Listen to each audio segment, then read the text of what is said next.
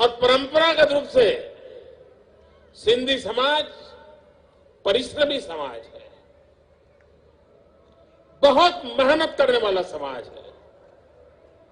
कितना ही धनी परिवार क्यों ना होगा, लेकिन वह भी कोई न कोई परिश्रम करता रहता है।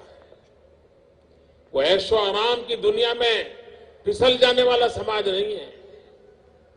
और ये जो उसके गुण है, ये गुण अगर बचे रहेंगे, पीढ़ी दर पीढ़ी इन गुणों की विरासत अपने बच्चों को मिलती रहेगी, तो सिंधी समाज को कभी संकट नहीं आने वाला है। कोई संकट उसको झुका नहीं सकता है।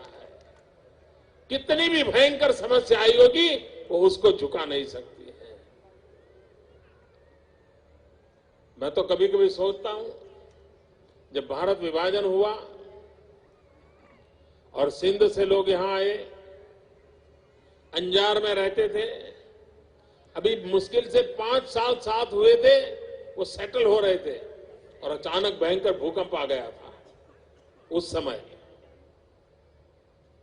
अब आप कल्पना करिए उनका क्या हुआ होगा कि एक आफत से निकल करके हिंदुस्तान आए तो परमात्मा ने दूसरी आफत जोड़ दी, और उसके बाद भी ये समाज शक्ति के साथ आगे बढ़ रहा है। अपने आप में सिंधी समाज से बहुत कुछ सीखने जैसा है, बहुत कुछ सीखने जैसा है। और पूरे देश को सिंधी समाज की जो शक्ति है, आत्मबल पर संकटों से जूझने की, संकटों से उभरने की, फिर एक बार जीवित होकर के जी जान से जूझने की, ये अपने आप में एक अजूबा है। ये देश की अमानत है। उस अमानत को हम कैसे चिरंजीव रखें, ये दायित्व आज की पीढ़ी का है। मुझे कभी कभी चिंता होती है, सिंधी परिवारों में भी सिंधी भाषा धीरे धीरे भुलाई जा रही है। डाइनिंग टेबल पर भी ज्यादातर अंग्रेजी में बात होती है।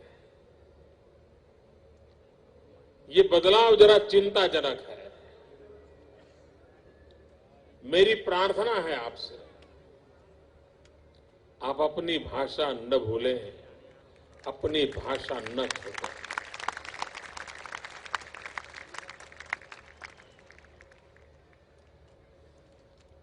भाषा और पहनाव, ये दो ही ताकत ऐसी हैं जो आपको सदियों तक जोड़ के रखती है।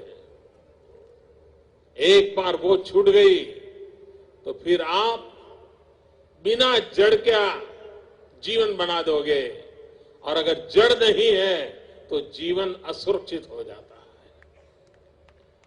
जड़ों से रसखस मिलता है अपनी भाषा से। उस भाषा को कैसे बरकरार रखा जाए, वो भाषा के साथ कैसे जुड़ा जाए, और पीढ़ी दर पीढ़ी भाषा का कैसे गौरव हो, ये प्रयास निरंतर होना चाहिए। अगर आप मॉरिशस जाएंगे तो आज भी वहां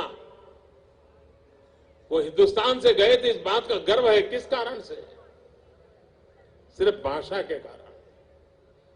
तुलसीकृत रामायण उनके पास थी, चौपाई पीढ़ी दर पीढ़ी बोलते गए, और इसलिए आज हिंदी भाषा न आने के बावजूद भी, भारत से कटे हुए सदियां हो गई, उसके बावजूद भी उस रामायण की चौपाई के सहारे वो अपनी जड़ों से जुड़े हुए हैं। इसलिए जड़ों से जुड़ने के लिए भाषा एक बहुत बड़ा साधन है, बहुत बड़ा आधार है।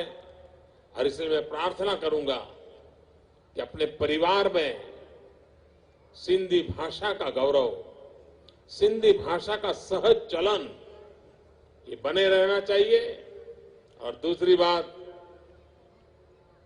आप तो गुजराती बहुत बढ़िया बोल लेते हैं, बोलना भी चाहिए, ताकि इन दोनों का मेल एक नई शक्ति देगा। मैं फिर एक बार आप सबको नववर्ष की शुभकामनाएं देता हूं। जय झूलेलाल कहते मैं प्रणाम करता हूं। आप सबको भी बहुत बहुत शुभकामनाएं।